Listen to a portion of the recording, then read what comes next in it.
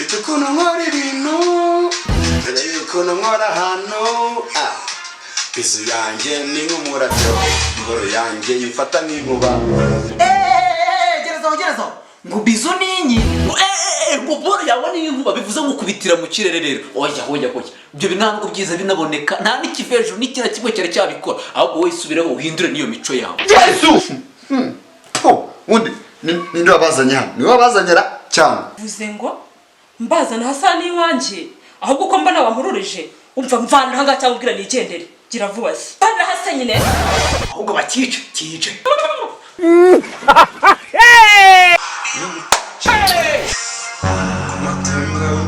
respectinga ariko kagahungu ni mico ko mbona gafitira ubundi bite byawe no umusaza no nyonyos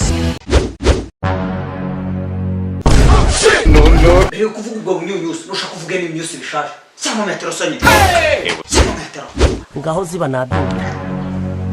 subundi wowe ujute wabyuye winjira basi kwanzukana kumanga urumva ukuntu uze widumbukiza nk'ibishyimbo by'imboguyure no bariye pasi kintu wicaye hariya si byose kintu wicaye hariya nundi si byose ihangana ariko kintu wicaye ariko hagumira oya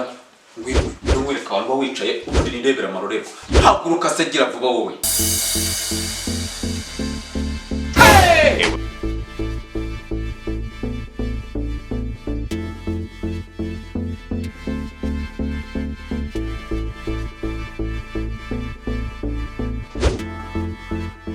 Sheri muri katsinde kiko ndagukomakoma gato ubwenge tabura nkababazwa no kutama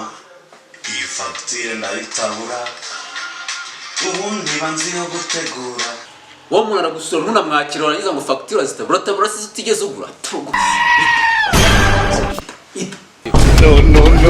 ko munguye ko mwene Jesus ukabyarwa na Bikira Mariya w'i Betelehemu ngo iki gese nakira umuntu ko yaje gusura ngiye bundi yaje gusura mwebwe umuntu uyu nguyu ntabwo ajya kunda abantu bamwakira reka umunsi ubwo ndajya gutabura fagitire adahari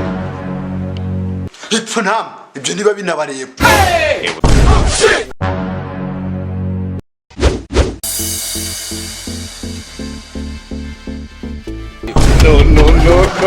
ibyo bundi banziho gutegura akandi iyo nguhaye ndaguhata ariko ndabona ufite amerwe yawe yateguwe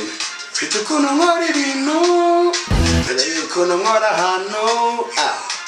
Bizu yanjye ni nk'umurabyo ingoro yanjye yifata n'inkuba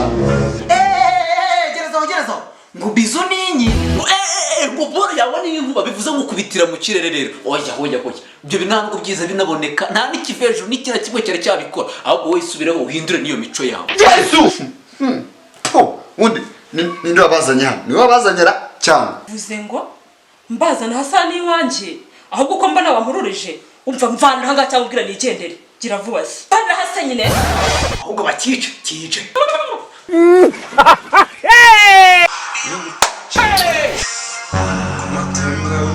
respectinga